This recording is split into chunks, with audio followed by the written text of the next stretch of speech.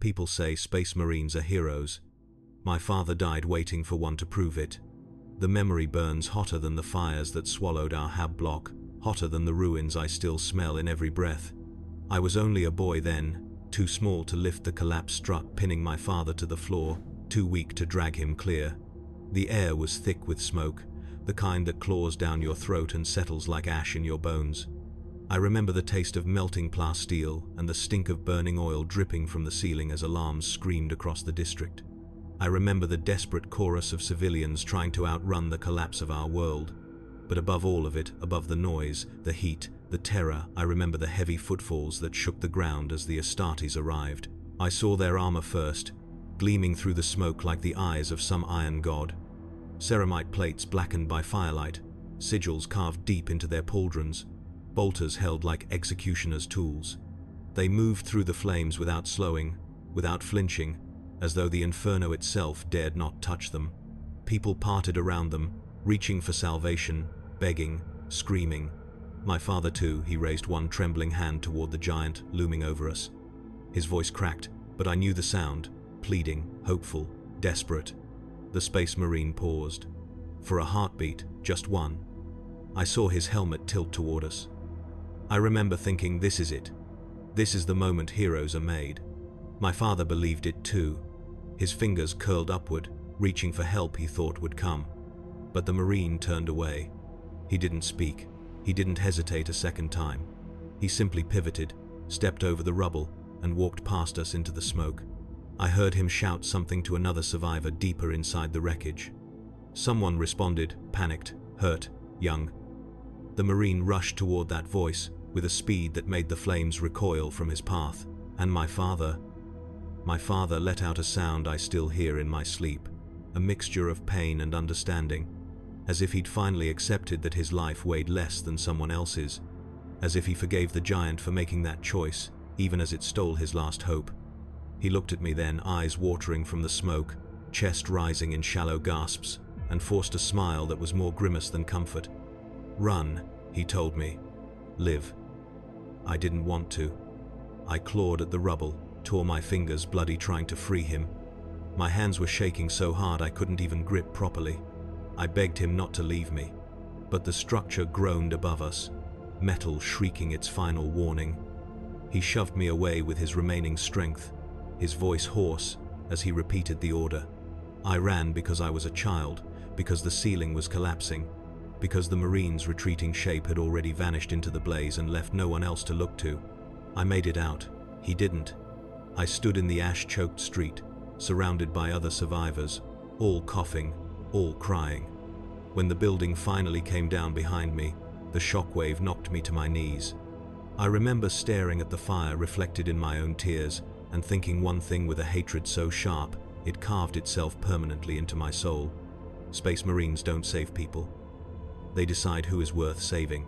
From that day forward, my belief never wavered. Not through recruitment, not through training, not through deployment after deployment.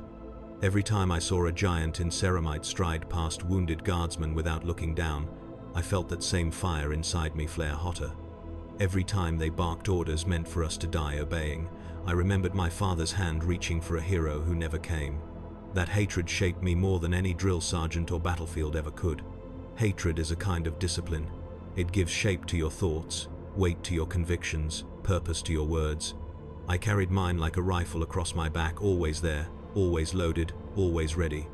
And when I finally joined the Astra Militarum, that hatred found fertile ground. Most recruits arrive with fear in their veins and hope in their eyes. I came with smoke in my lungs and a promise carved into my memory. I had seen what Astartes were. I had watched one measure my father's life and find it wanting. That lesson never left me, and I made certain no one in my squad ever forgot it either. In training, instructors talked about Space Marines with reverence. Angels of death, they called them, the Emperor's chosen. I remember the first time I smirked during one of those speeches. The drill sergeant slammed the butt of his las pistol against my chest and demanded to know what I found so amusing. I told him the truth, told him what I'd seen. The other recruits listened, wide-eyed, as I described the Marine turning away from my dying father without a moment's hesitation. The sergeant dismissed it as necessary sacrifice, battlefield triage, the kind of choice mortals like us can't understand. But the recruits looked at one another afterward, and the lesson they carried wasn't the one he'd meant to give. As the months passed, my voice grew louder. Not in defiance of authority, no. I was a good soldier, disciplined, reliable, always first to the line and last to retreat. But whenever Astartes were mentioned, whenever talk of cooperation or combined assaults came up, I made sure my men heard my warning. Never trust a space marine to save you.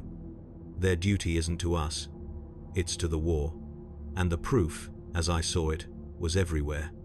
On Vaskra Prime, Space Marines landed and marched straight through a field hospital without looking at a single wounded guardsman lying in the mud. They didn't slow when Medicae staff shouted for help lifting a collapsed transport. They didn't spare even a glance at the dying. They moved like a storm, focused only on the distant roar of enemy lines. When one of my privates asked why they didn't help, I told him the truth as I knew it. They're not here for us, they're here for the mission. On Kadrin's gate, a pair of Astartes detonated a fuel depot to stop an Orc charge.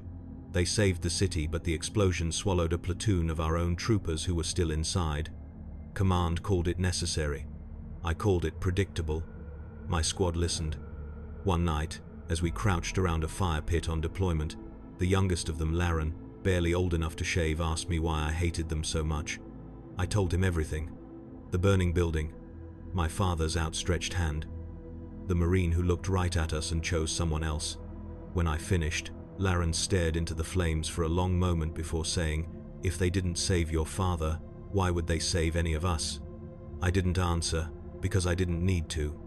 The silence spoke for me. Over time, my squad came to trust my judgment more than the distant orders of ceramite giants who never bled beside us. They believed what I believed. They moved when I moved. And when rumors of Astartes deployments reached our sector, I saw unease ripple through my men, not fear of the enemy, but fear of being sacrificed by the so-called angels of death. Looking back, I understand the weight of those moments. I understand what my words planted in their hearts. But at the time, I thought I was protecting them. I thought I was giving them the warning my father never had. It would take a war to show me how wrong I was. The war that finally proved me wrong did not begin with glory or speeches. It began with the sky tearing open like a wound.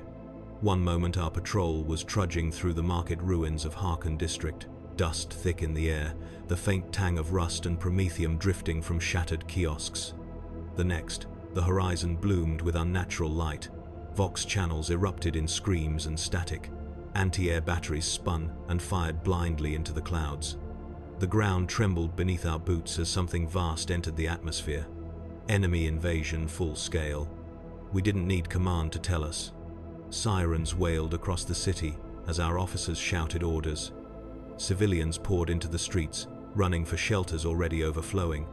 My squad fell into formation around me, breath tight, eyes scanning the sky.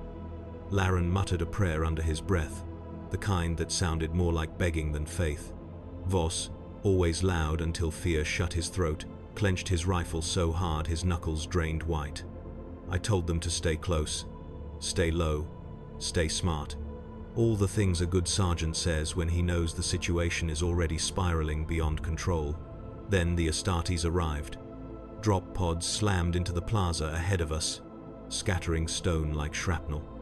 The ceramite petals blasted open, and giants stepped out, towering silhouettes framed in fire. Their armor bore the marks of endless campaigns, their helms expressionless as tombs. They didn't acknowledge the panicked civilians. They didn't glance at our scrambling lines. They simply pushed forward with absolute focus, bolt guns roaring thunder into the sky. "Angels of death," someone whispered. "Death, maybe," Jorek muttered beside me. "But never angels." I didn't correct him. I felt the same cold certainty rising in my gut. The enemy hit our position 5 minutes later, winged horrors dragging chains of shrieking warplight, or growling Xenos beasts tearing through barricades, or metallic abominations marching in perfect silence. It didn't matter which. All that mattered was the city collapsing under the weight of bodies and fire. My squad held the southern line, las guns flashing as we pushed back wave after wave. Smoke stung my eyes. The air tasted like scorched metal and fear. Then an Astartes voice boomed across the Vox, deeper than thunder. "Fall back to the fourth barricade. Now." I froze. My men looked at me, waiting. They trusted my judgment. They trusted my hatred. And every story I had told them, every warning I had given, whispered the same thing. Don't trust him. Don't trust them. A second order followed, sharper, urgent, immediate retreat, firing solution active. But we hesitated because of me. A beam of enemy plasma struck Jorek in the chest before he could move. The blast tore through him, hurling him backwards in a spray of burning cloth and bone. Laren shouted his name, bolting toward him, but the street collapsed under an artillery shockwave, cutting him off. I pulled Laren back just in time as rubble swallowed the spot where he'd stood. If we'd followed the Marines' order the first time, if they had trusted him instead of me, Jorek would still be alive. My throat tightened around the truth, choking me. For the first time, the rage I'd carried my entire life flickered, replaced by something raw and harder to face. Then the Marine appeared. Not walking, charging straight through enemy lines to reinforce the collapsing flank. His bolter lit the street in strobe bursts of fire. He didn't look at Jorek's body. He didn't look at us. He didn't look at anything but the enemy. My men followed me as we finally fell back, but every step felt like a betrayal I couldn't name. Because Jorek had died hesitating because of me. And deep in the smoke, beneath the roar of bolter fire, a single thought clawed at my skull. Maybe my hatred was about to kill more than just memories. The southern line collapsed faster than any of us could have predicted. One moment, we were holding a fractured barricade of overturned transports and broken masonry. The next, the entire avenue buckled under the weight of the enemy advance. Vox channels tangled together, officers shouting conflicting orders, Medicae screaming for evacuation corridors, artillery teams begging for coordinates before they were overrun. My men looked to me through the rising haze, waiting for direction. The guilt crouched behind my ribs like an iron animal, its claws dragging with every heartbeat. We fell back through the merchant quarter, weaving through alleyways choked with smoke and the metallic stench of ruptured pipelines. Civilians pressed around us, panicked and scattered, their cries muffled by the roar of distant bombardment. Laren stayed close, barely whispering as he asked if Jorek had felt anything in those final moments. I told him no, told him it was fast, told him it was painless. Lies meant to keep him moving. I couldn't shake what I'd seen though. The Space Marine had given us an order not once, but twice. Clear, urgent, perfect battlefield instinct. I had rejected it, my squad had rejected it because of me. And now Jorek's death hung around my neck like a brand. When we reached the Old Gate district, the world descended into complete chaos. Enemy forces surged in from 3 streets at once, clawing their way through the remains of the city's defenses. Grenades shook loose the tiles from rooftops. Bodies and debris littered the ground in a grisly mosaic. My men fired until their rifles overheated, lasbacks hissing, hands trembling. It didn't matter. We were being pressed backward step by step. Through the dust, I saw the same Astartes again, his silhouette unmistakable, broad and unyielding, helm turning in precise arcs as he calculated the unraveling battlefield. He didn't shout at us. He didn't command us. He simply pushed past, bolter roaring, carving a path toward the densest knot of enemy bodies. He moved with unnatural certainty, every action deliberate, every decision absolute, the kind of purpose that comes only from a mind bred for war. My chest tightened, not with hatred this time, but with something uglier, something that tasted like shame. Again, his voice hit the Vox. All Guardsmen in Sector 9 withdraw to the inner barricade immediately. I didn't answer. My voice felt trapped beneath everything I had taught my men. Laren looked at me, eyes wide, waiting. Boss shook his head, jaw clenched, as if trying to decide which orders to obey. Then the sky tore open. A second wave of enemy drop pods crashed into the far end of the district, scattering rubble and bodies. I heard the shriek of metal as a tower collapsed. The shockwave hurled half my squad to the ground, the air filled with dust so thick it felt like drowning in stone. I ordered my men to regroup, but the lines twisted in the smoke. Shapes moved, friend, foe, it didn't matter. Everything blurred together into a storm of death. I saw Laren fire blindly into the haze.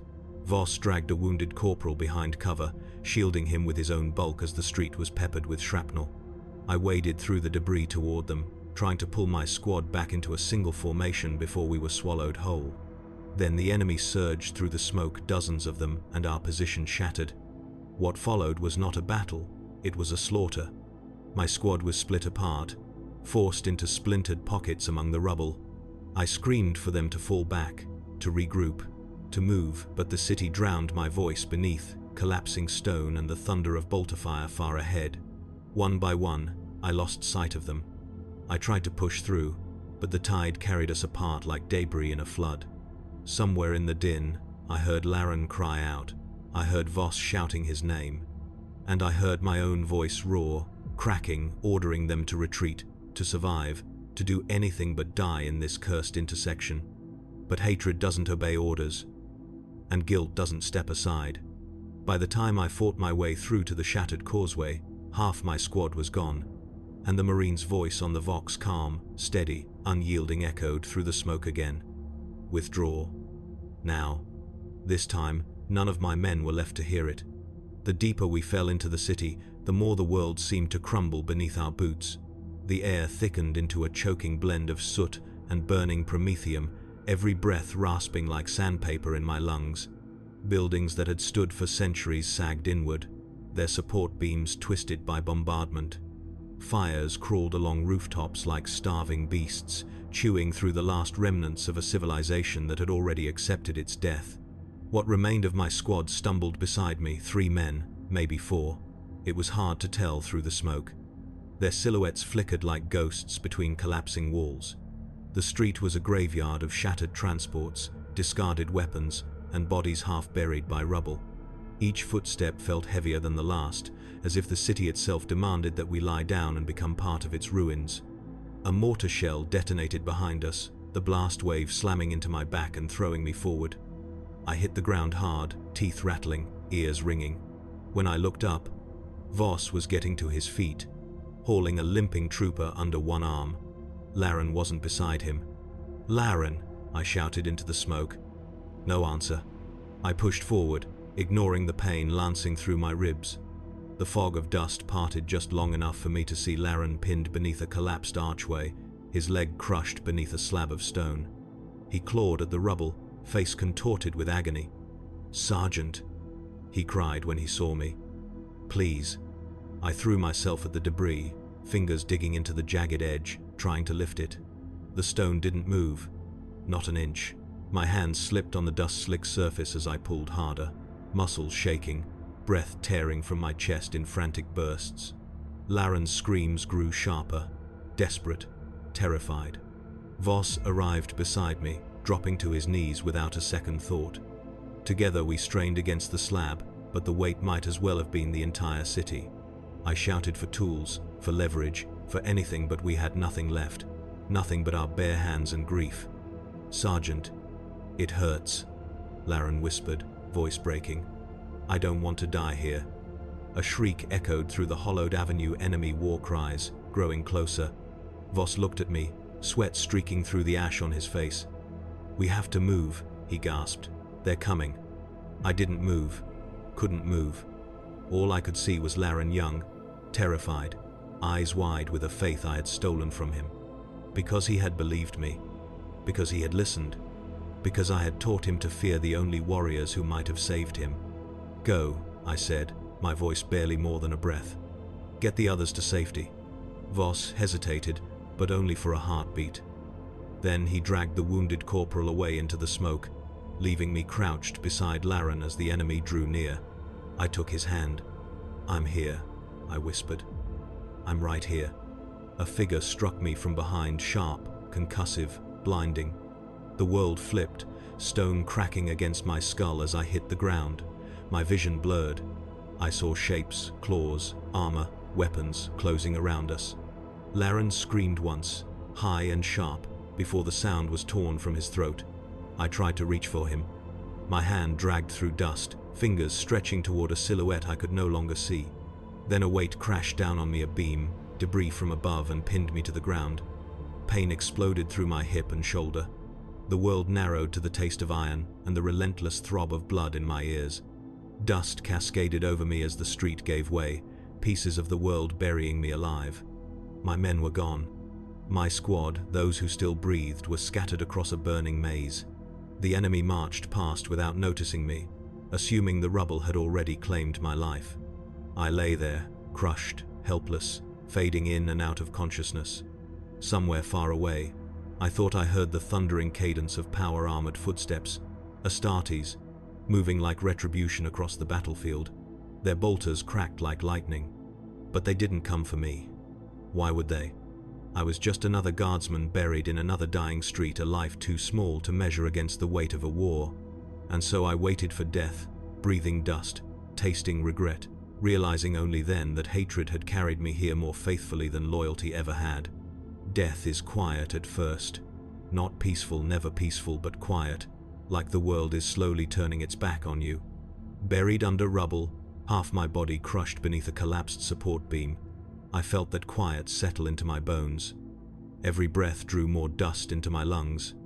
Every heartbeat felt weaker than the last. The firelight above flickered through gaps in the stone, casting shifting shadows across my face. I watched them move, slow and distant, like memories trying to claw their way out of my skull. Somewhere beyond the rubble, the enemy still prowled through the broken streets. Their footsteps thudded dully through the stone, pinning me down. War cries echoed, then faded. Bolt guns roared in the distance, each shot punching through the haze like a hammer blow. The world vibrated in response, the unmistakable rhythm of Astartes advancing. Even buried as I was, I could feel the tremors of their strides. I closed my eyes, wishing I could pretend I didn't recognize that sound. Minutes dragged, maybe hours. Time lost meaning as my vision blurred at the edges. My hand twitched at my side, fingers brushing the grip of my lasgun, but I couldn't lift it. My arm was pinned awkwardly beneath the rubble, numb from the shoulder down. Pain radiated through my ribs with every shallow breath. I could taste blood and grit pooling between my teeth. I thought of Laren, then his hand gripping mine, the terror in his eyes, the way his voice cracked when he begged me not to leave him. I thought of Jorek, thrown backward in a burst of plasma because he'd trusted me instead of an Astartes. I thought of all the lessons I had taught my men, the stories I had repeated until even I believed them more deeply than memory. And as the world dimmed around the edges, a single truth rose like smoke through the haze. My hatred had killed more people than any war had. A shadow fell across the rubble above me. Not the flickering dance of firelight, not the shape of debris settling. A solid, immense shadow, the kind cast by ceramite. At first, I thought it was a hallucination, the mind trying desperately to craft meaning from the chaos. But then I heard the weight of those footsteps measured, impossibly heavy, shaking the ground with each step. Dust rained down from the cracked slab. A gauntlet the size of my torso pressed against the stone, pinning me, and in one motion it lifted the entire beam as though it were nothing more than driftwood. Light poured over me, harsh, blinding, fire-orange and smoke-stained. He stood over me like a figure carved from war itself, armor scorched, helm streaked with ash, bolter slung magnetically across his hip. His pauldrons bore colors I recognized, though my mind was too muddled to place them. He looked down at me, expression unreadable behind the sealed helm. I didn't speak. I couldn't. For a long moment, he simply regarded me, as if measuring something. Not my worth. Astartes never measure worth. Only survival. Only purpose. Only the next necessary act. Then he reached down and wrapped a hand beneath my chest plate, lifting me gently, gently, despite the strength coiled within that gauntlet. My body hung limp, pain flaring, and then fading into a dull numbness as he hoisted me over his shoulder. He didn't hesitate. He didn't ask who I was. He didn't demand thanks. He simply carried me. The street trembled from artillery fire as he began to move, each of his strides faster and more certain than my best sprint on open ground. I felt the rhythm of his steps through my ribs, each one thudding like a second heartbeat. The world blurred around me, flashes of fire, collapsing buildings, streaks of enemy fire ricocheting off his armor without slowing him. He fought only when he had to, killed only what stood between us and survival. Never once did he falter beneath my weight. I felt a sob tear up my throat, not from pain, but something deeper, sharper, something I'd spent my entire life denying even existed. Why? Why save me? Why carry me through hellfire and ruin? No answer came, only the steady breath of a warrior who had no need for words. And as the burning city whirled around us, my last coherent thought before darkness finally claimed me was a truth I didn't want to face. This wasn't the first time he had carried the weight of someone else's life while letting my father die. When consciousness returned, it came in fragments, heat against my face, the jarring impact of each stride, the thunder of bolter fire behind us. I was slung over the Marine's shoulder like a wounded child, my blood dripping down the curve of his armor, hissing where it struck plates still hot from battle. The world swayed violently with every movement, but his grip never faltered. Not once. He ran with an unshakable certainty, weaving through alleys collapsing under their own burning weight. Entire storefronts detonated as fuel reserves ignited, blasts so bright they seared after images into my skull. Each explosion threw dust and fire across his armor, and each time he lowered his body to shield mine from the worst of it. I felt the heat wash over his pauldrons, felt debris rattle off his helm, heard the scrape of shrapnel bouncing from ceramite that might as well have been mountain stone. He didn't slow. He didn't stumble. He didn't give me even a moment to misunderstand his intent. We pushed through a breach in the next district wall, the impact shaking my bones.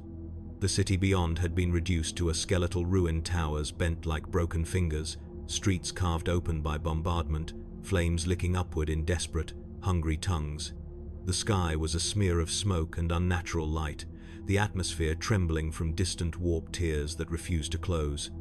I hung there, barely alive, staring at the destruction unraveling around us. This was a city that should have been saved, a city full of fathers who should have been rescued, a city full of families that had believed Space Marines would be their deliverance. And yet the only deliverance I saw was the giant carrying me. The guilt clawed through my chest. My men were dead. Laren's screams still echoed like a knife through my thoughts. Jorek's last breath lingered like poison. And I cowered, fool. Lyra was alive because the one thing I had hated most had reached through the fire to take me from death. I felt his gauntlet tighten slightly around my torso as he vaulted over a collapsed walkway. Not a threat, an adjustment, as if he sensed my slipping consciousness and refused to let gravity steal me from his grasp. His movements were terrifyingly precise. He could map the battlefield faster than I could comprehend it. Every turn he made cut us away from incoming fire. Every stride advanced towards safety. He didn't look back. He didn't second-guess himself. He acted as though he alone bore the burden of the city's survival. And yet he carried me. We reached the edge of Sector 12, where the streets narrowed into a choke point of mangled hab blocks. Enemy shapes swarmed ahead, claws scraping over metal, screams warping the air, weapons gleaming with malicious light.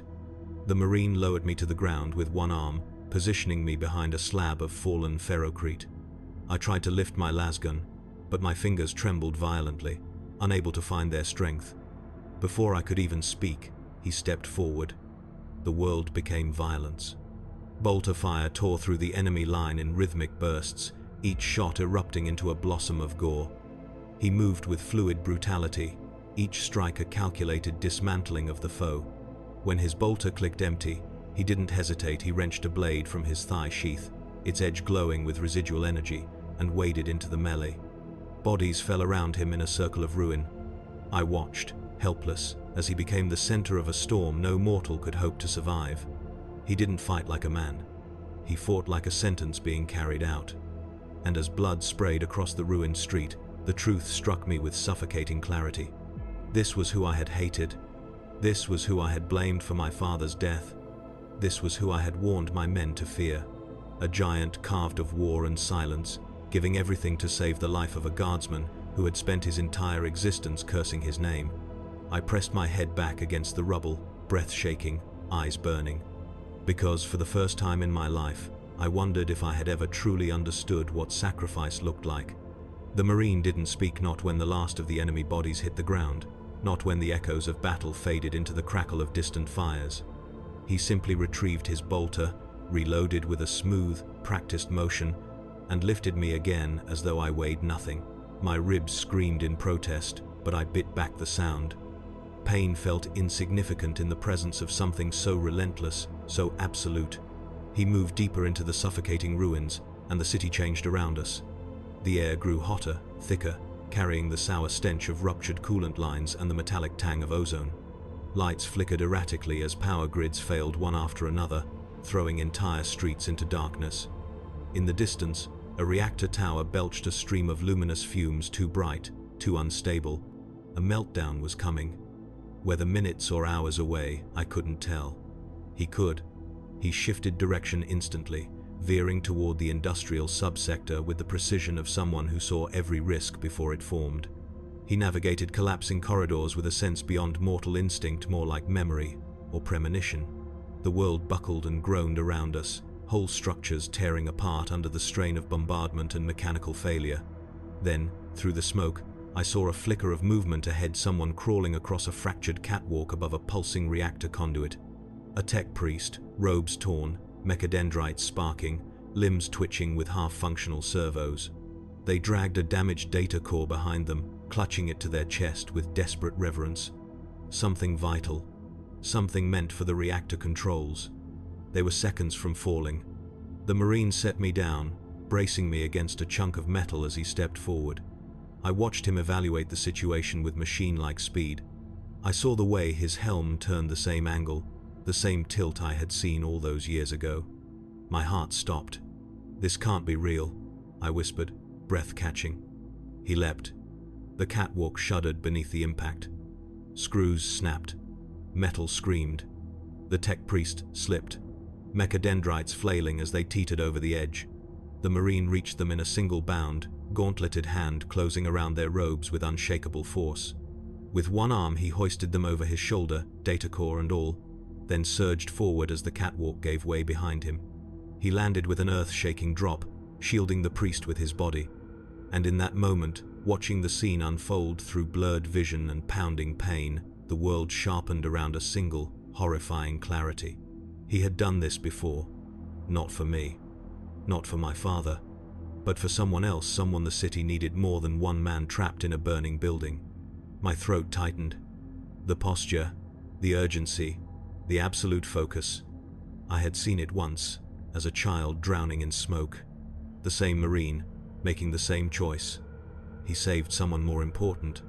Someone who could prevent a catastrophe. Someone whose survival meant thousands lived. And my father had simply been in the wrong place at the wrong time. Something inside me cracked.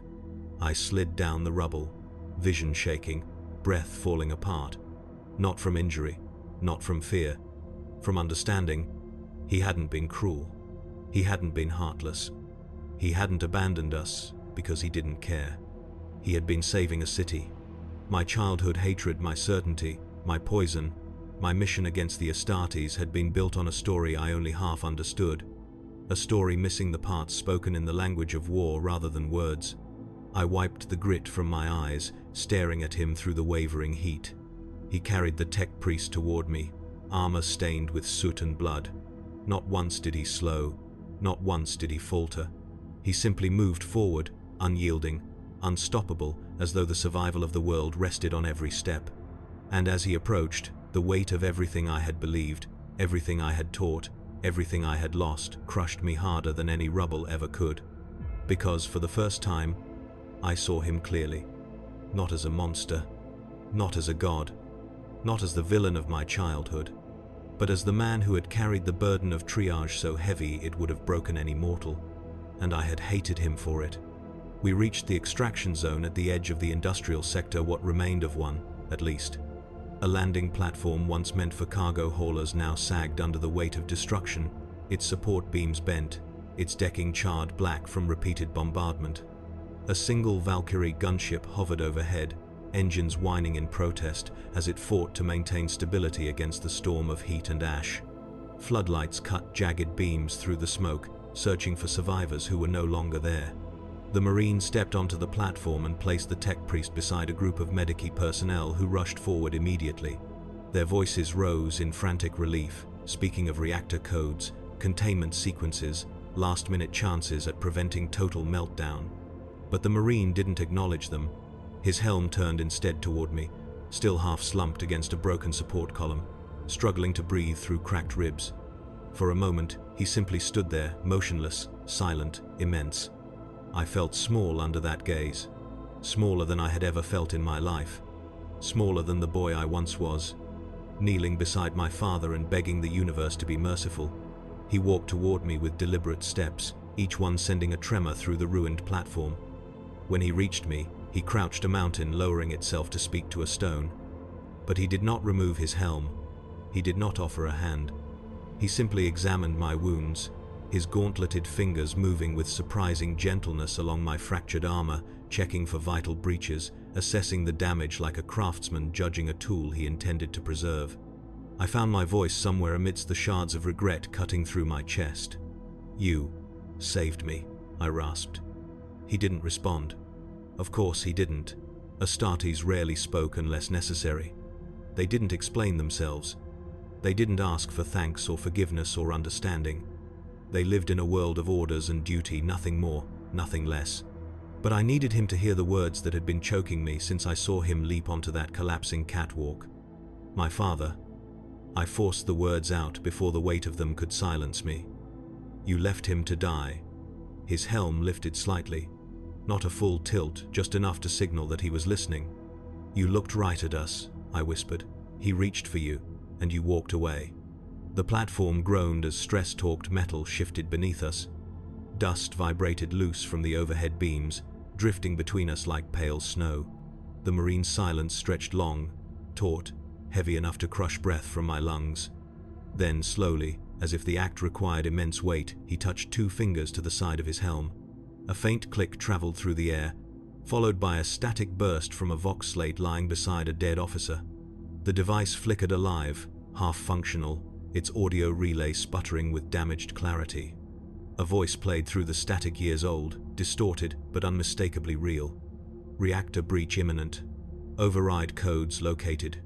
Priority extraction required. Civilian casualties unavoidable." My blood ran cold. Another voice, deeper, firmer, Astartes followed. "Securing the code bearer. Impossible to retrieve others before structural collapse." My lungs tightened. Then one last fragment, almost lost beneath the static. "Sacrifice accepted. Thousands saved." The Marine stood, turning off the recording with a curt motion. Then he faced me again. He didn't apologize. Astartes don't apologize. He didn't explain himself. His deeds were explanation enough. He didn't ask for forgiveness. He didn't need it. He wouldn't have taken it even if offered. But in the tilt of his helm, in the stillness of his posture, I saw something I had never expected, not remorse, but acknowledgement, a quiet acceptance of the burden he had carried all these years. The burden of choosing who lived and who died. The burden of saving a world one life at a time while allowing others to become ashes beneath their boots. He turned away without a word. No farewell. No recognition. No name. He walked back toward the inferno, bolter raised, vanishing into the smoke like a ghost forged from war. And all I could do was watch him go, every lie I'd ever spoken about him burning away in the firelight, leaving me with nothing but the truth. The Marine I hated was the reason the city still stood, the reason I still breathed, the reason my father's death had meant something greater than grief, and I had learned it only now when there was no one left alive to tell. Medicae pulled me onto the Valkyrie's deck, while alarms howled through the fuselage, lights flickering as the gunship lurched into ascent. The engines strained to lift us above the burning district, their roar drowning out every other sound. I lay strapped to a stretcher, vision swimming, ribs grinding like broken glass with every breath. The world inside the cabin blurred between shadow and firelight, a half-real haze of movement, sweat, blood, and the sharp smell of burned plasteel. For a long time, I stared at the ceiling, unable to speak, unable to think, unable to breathe past the truth choking my lungs. The Marine had carried me here. The same Marine who had once walked past my father. The same Marine whose silence I had mistaken for cruelty. My heart hammered unevenly as the Valkyrie gained altitude, shaking violently as the ruins below vomited pillars of smoke into the sky. Fire crawled across the city like a hungry organism, consuming everything in its path. Whole districts lay in ruined streets I had known since childhood, now nothing more than skeletal outlines. It felt like the whole world had caved in to force me to see what I'd spent my life running from. An officer leaned over me, tightening the buckles on my harness. His face was smeared with soot, one eye swollen, armor cracked across the chest. He looked like he'd been through 3 wars in a single hour. "You're lucky," he muttered, voice shaking.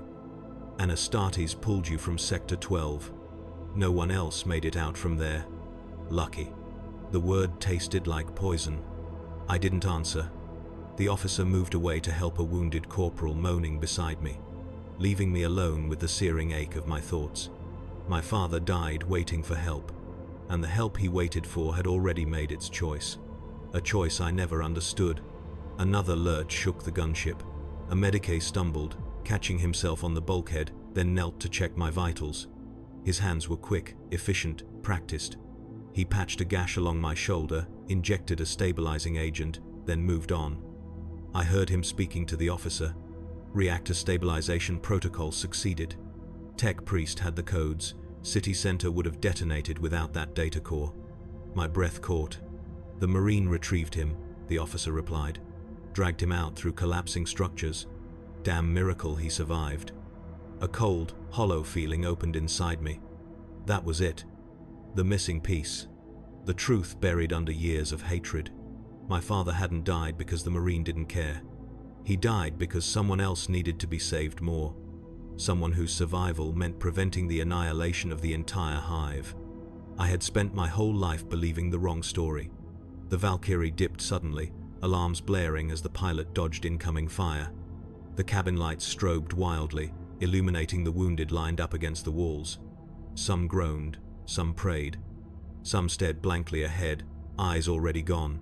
The air stank of blood, antiseptic, and desperation. Across the cabin, an old Vox operator huddled beside a damaged comm slate, adjusting its cracked display. The device sputtered with static, then played a flickering audio fragment, one I recognized instantly. "Reactor breach imminent. Override codes located. Civilian casualties unavoidable. Thousands saved." Each word hammered into my skull like a blow.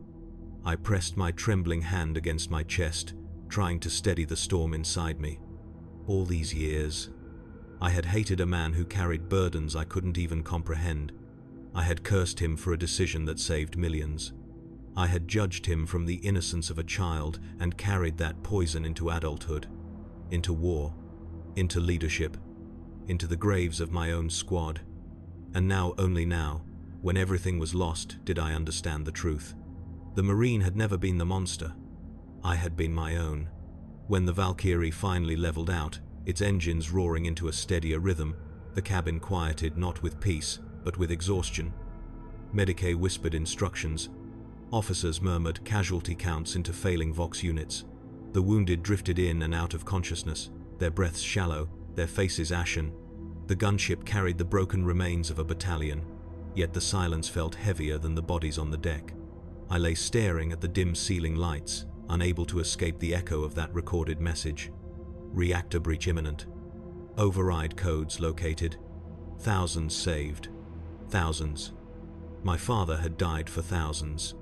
The realization should have comforted me, should have soothed something inside my chest, but instead, it hollowed me out. Because understanding doesn't erase grief. Truth doesn't undo a lifetime of hate. And knowing the Marine had been right didn't absolve me of the weight I had passed to others. Footsteps approached, heavy ones, but far lighter than the thunder of ceramite. The battered officer crouched beside me again, wiping soot from his brow with the back of a trembling hand. "Sergeant," he said, voice rough, "you're lucky that Astartes was in your sector." He paused, letting out a bitter laugh. "Emperor knows he saved half this city. Half. Half was more than I had ever imagined could be saved." My throat felt too tight to answer, so I simply nodded, though the gesture felt dishonest, undeserved. The officer moved on, checking on the tech priest, still curled around the damaged data core like it was a newborn infant. Above us, another explosion rippled through the sky, distant, but powerful enough to shake the hull. The cabin lights flickered again, casting long, skeletal shadows that danced across the walls. And then I saw him. Through the open side hatch, just before the pilot sealed it, I caught a glimpse of the Astartes striding across the landing zone below. Alone, silent, bolter held low. Flames reflected off his scorched armor as he moved back toward the collapsing district, toward the fire, toward the death, toward whatever impossible task waited for him next. He didn't look up, didn't acknowledge the gunship, didn't turn to see whether the man he'd saved was watching. He simply walked on, vanishing into the smoke like a ghost returning to its grave. The hatch sealed shut with a hiss. The Valkyrie turned away from the burning city, engines straining as it clawed upward into safer airspace. I felt the moment we left the ground behind, felt it like a final severing. Down there, in the ruins, the Marine carried burdens that would crush any mortal. Up here, I carried only the weight of my own failures. A Medicae approached, adjusting the straps around my chest. "You're fading," he said, tapping a stim into my IV line. "No," I whispered, though my voice was barely a breath. "Just remembering." He paused. His eyes, tired and sunken, softened. "Sometimes remembering is the hardest part." He moved on, leaving me alone with the truth gnawing inside me. Because memory was not my punishment. Realization was. I had spent years cursing the Astartes, calling them monsters, calling them cold, calling them inhuman. I had carved that belief into my men. I had shaped their fear, their hesitation, their deaths. I had told them the Space Marines would never save people like us. And yet one had walked through hell to save me. Not because he cared who I was. Not because I deserved it. Not because he wanted forgiveness. But because it was the right thing to do. Because saving lives, any lives, was woven into the marrow of what he was. The truth pressed down on me like the rubble that had pinned me hours before. My father hadn't died because a Marine abandoned him. He died because a Marine saved someone who saved the world.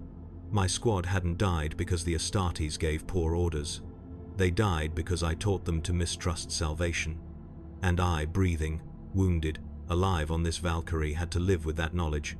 Forever. Night fell as the Valkyrie carried us toward the outer defense ring, but the darkness brought no comfort. The fires below burned bright enough to paint the sky in shifting shades of red and sickly gold, like the world itself had been thrown into a great furnace. From the small, cracked viewport beside my stretcher, I watched the city shrink into a distant smear of flame. Every flicker of light felt like another memory clawing its way up my throat. I wasn't ready to face them. The Medicae dimmed the cabin lights. The groans of wounded soldiers softened into restless murmurs. My ribs throbbed with each breath, sharp stabs of pain radiating down my spine. A dressing had been wrapped around my torso, soaked dark, where blood still seeped through. The bullet holes, the shrapnel cuts, the crushed bones, none of them hurt as much as the silence inside me. Because for the first time in my life, hatred wasn't there to fill it. A young trooper on the opposite bench stared at me, face smeared with ash, one arm in a sling. His eyes were sunken, rimmed with shock. "Sergeant," he croaked, voice trembling, Did an Astartes really carry you out?" I opened my mouth, closed it again. I wanted to tell him yes. I wanted to tell him no. I wanted to tell him I didn't deserve it. I wanted to tell him everything. But the words lodged in my throat like stones. "He saved you," the trooper whispered, awe creeping through the exhaustion. "That's what they do." His innocence cut deeper than any blade. I turned my gaze back to the window, unable to meet his eyes. The fires on the horizon blurred into streaks of molten gold. I thought of Laren, of Jorek, of the others scattered across the ruins, men who had believed me when I told them the Astartes would never save us, men who had died with that belief in their hearts. I pressed my hand over my face, trying to dam the tide of guilt rising through me, but it seeped through every crack in my resolve. I had murdered them, not with my rifle, not with orders, but with stories carved from grief instead of truth. A faint hiss of static crackled from the comms slate across the cabin. The Vox operator, half conscious, had accidentally elbowed the device.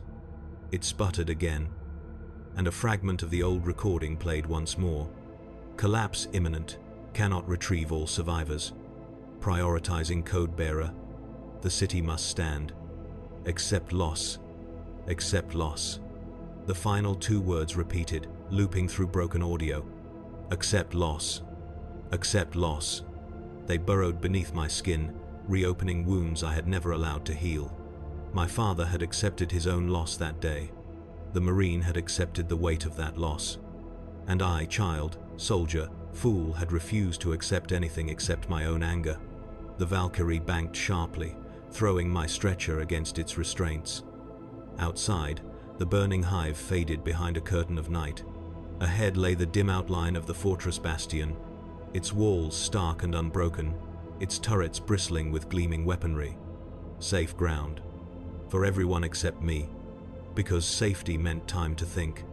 Time to confront the truth. Time to realize that forgiveness was not something I could ask for, not from the Marine, not from my father, not from the men who had died because I had poisoned their trust. The Marine had saved me twice, once as a boy by sacrificing what he couldn't save, and once as a man by carrying me through fire. In both moments, he had remained silent, not cold, not cruel, just silent because explanations were luxuries warriors like him didn't need. The door lowered as we landed, the night air washing over my face, cool and sharp and mercilessly clean. Medicae rushed forward, voices rising as they prepared to move the wounded. I remained still, because for the first time since childhood, I felt truly alone.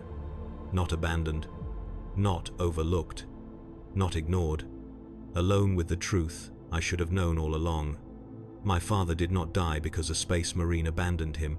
He died because a space marine saved an entire world instead. They moved me into the triage bay at Bastion Corin, if it could even be called that. It was less a Medicae facility and more a converted hangar. Walls lined with cots and flickering lumen strips, the air sharp with antiseptic and the copper sting of blood.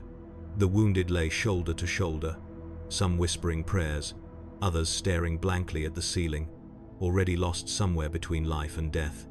I was placed near the far wall, propped upright against a mound of bundled flak cloaks.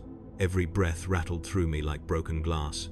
My ribs were wrapped, my wounds were sealed, but nothing they did reached the place where the real damage lived. A junior medic, face pale and hands trembling, checked my pulse and adjusted the dressing across my torso. "You're stable," he murmured. "Lucky. Very lucky." There was that word again. Lucky. I let my head rest back against the cold stone wall, closing my eyes. Behind my eyelids, the battlefield replayed in agonizing flashes, Laren's hand reaching for mine, Jorek crumpling under the plasma burst, the Marine's silhouette framed in fire as he walked deeper into the burning city. I should have died with them. I had earned that fate. But instead, I was here alive in a place meant for survivors, surrounded by men who had lost less and yet suffered more honestly. At some point, an officer with a data slate approached. Name and regiment, Guardsman. I answered by reflex. He logged my details with mechanical indifference. When he finished, he hesitated just long enough to signal this wasn't a routine report. "You were recovered by an Astartes," he said. "That's noted in your record." I stiffened. "He didn't give his name," the officer continued, "but the Medicae say he ensured your survival before returning to the lower sectors." The words landed like a blow. "Returning?" My voice cracked. "He went back?" The officer nodded. "Astartes don't retreat, Sergeant. They complete their work." He left me with that thought, a truth as heavy as armor. The Marine had saved the tech priest. Saved me. Saved countless civilians by preventing the reactor breach. And then he had gone back into the burning maze alone.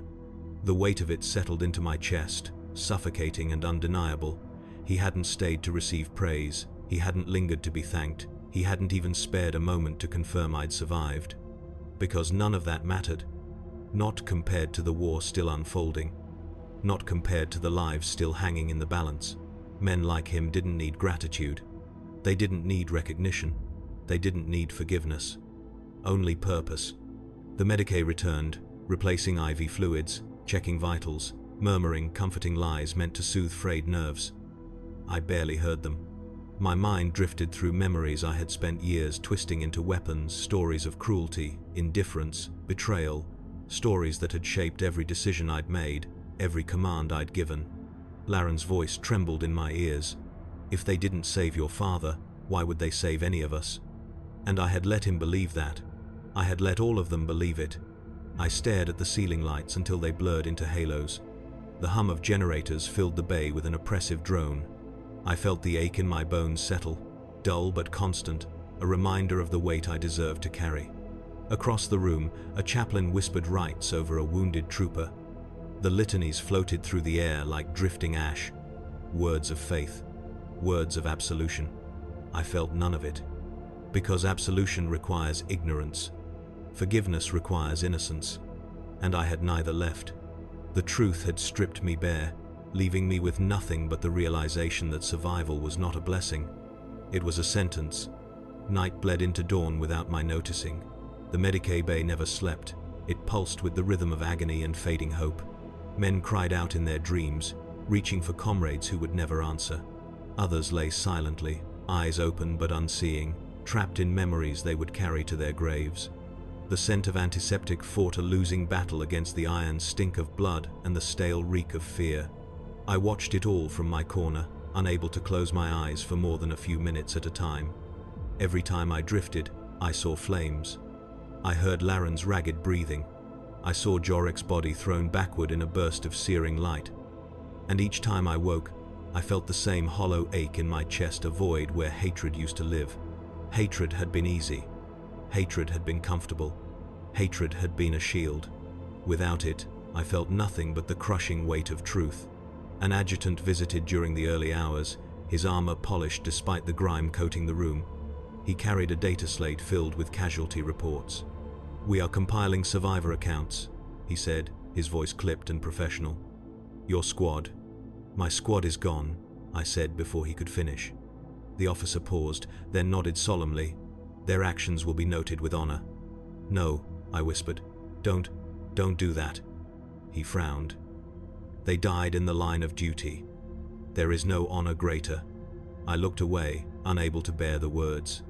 My squad had died because I had taught them to hesitate when an Astartes gave an order, because I had planted distrust where obedience should have lived, because I had poisoned them with a story I believed was truth when it was only grief twisted into doctrine. "Sergeant?" The adjutant pressed. "They should have lived," I said, voice barely audible. "If they'd trusted the Marine instead of me, they'd still be alive." The adjutant's brow tightened, confusion flickering across his features. He opened his mouth to argue, to reassure, to correct me, only to close it again. Some truths were too heavy to handle second-hand. He left without another word. Silence returned, thick and suffocating. A Medicae passed by, replacing empty IV bags, offering small nods of comfort. None of it reached the place inside me where regret had taken root. That place was cold, rotten, immovable. Hours later, a tech priest bandaged, bruised, clutching the same data core he'd nearly died protecting limped into the bay. He paused when he saw me. The red lenses of his optics whirred softly as he adjusted his focus. "You," he said in a vox-filtered monotone. "You were carried by the Astartes who secured me." I nodded. He approached slowly, his mechadendrites twitching with damaged precision. "He saved this city," the tech priest continued. "Without the override codes, the central reactor would have reached critical instability within minutes." My throat tightened. Do you know who he was?" "His name?" The tech priest shook his head. "Astartes seldom share such details. He acted with efficiency, precision, devotion to objective. Objective. Not sentiment. Not vengeance. Not mercy, though he had shown it. Was he?" I swallowed hard. "Cold?" The tech priest blinked, surprised by the question. He was correct. Correct. The single most devastating word anyone could have chosen. I let my head fall back, the realization carving deeper into my bones. The Marine hadn't saved me out of guilt.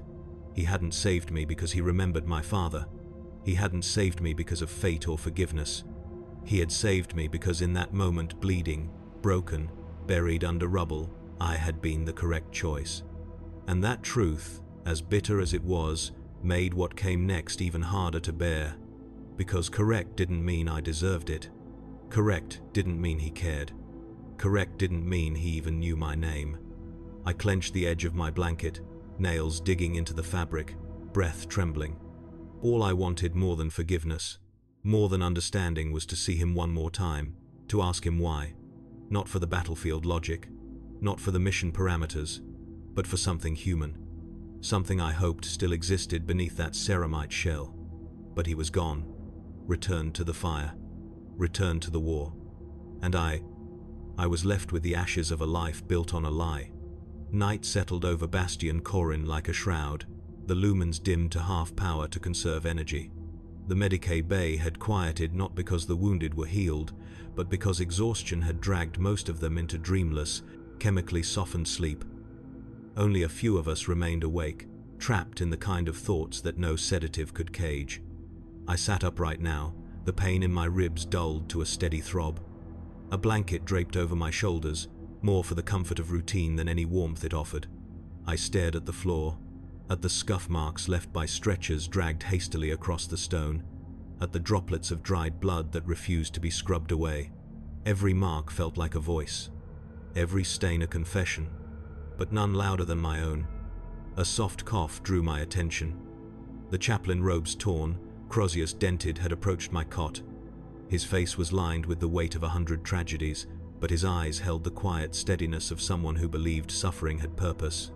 "Do you seek absolution, Guardsman?" he asked. I met his gaze and felt something inside me twist.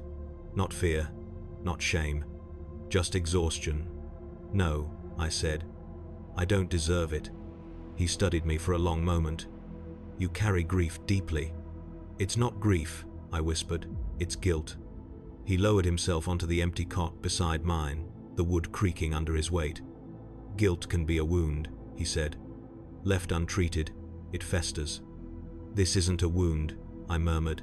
"It's truth." He tilted his head. "Then speak it." So I did. I told him about my father, crushed beneath burning rubble, reaching toward the giant who turned away. I told him about my hatred, sharpened over years, spread through my squad like a catechism of resentment. I told him how that hatred made them hesitate, how hesitation killed them. I told him how the Marines saved me, carried me, protected me, how he risked his life to retrieve the tech priest, how he walked back into the fire without a word, and how I only now understood the terrible, simple logic behind his choices. The chaplain listened without interruption, his expression unreadable. When I finished, my voice felt thin, hollow, like I had emptied myself of everything that made me human. He clasped his hands. "And what do you feel now?" I looked down at my trembling fingers. Lost. A quiet understanding softened his eyes. Many find themselves lost after meeting an Astartes. They are larger than we imagine, in strength, in purpose, in the weight they carry. "It wasn't his strength that broke me," I whispered. "It was his silence." I swallowed hard, struggling to steady my breath. He didn't tell me why he left my father. He didn't apologize. He didn't even look at me long enough to suggest he remembered. He just chose, then walked on. "As is their way," the chaplain said gently. "Duty above sentiment. I used to think that made them monsters. And now? It makes them something I can never be." The chaplain nodded. "Astartes do not seek thanks, nor forgiveness, nor recognition." He paused, then added, "Nor names." My chest tightened. Will I ever know who he was? "Perhaps not," he said. "But does it matter?" I didn't answer. Because I didn't know. He rose, placing a weathered hand on my shoulder. "You survived. That is not a sin." His footsteps faded into the corridor. Alone again, I leaned back against the wall and let my gaze drift to the far end of the Medicae Bay, where a cracked viewport framed the dying horizon. The fires had dulled to embers. Smoke rose in heavy columns, drifting upward like the last prayers of a world that hadn't earned salvation. I thought of the Marine disappearing into those flames. Silent, unnamed, carrying burdens no mortal could understand. My father had died believing heroes existed. I had lived believing they didn't. And now, after everything, after loss, rage, truth, and pain, I understood something neither of us had the chance to learn. Heroes do exist. They just don't need to tell you their name. I closed my eyes, letting the final truth settle like dust in my lungs, heavy, permanent, inescapable. I survived because a man I hated chose duty over memory, and now I carry the weight he left behind.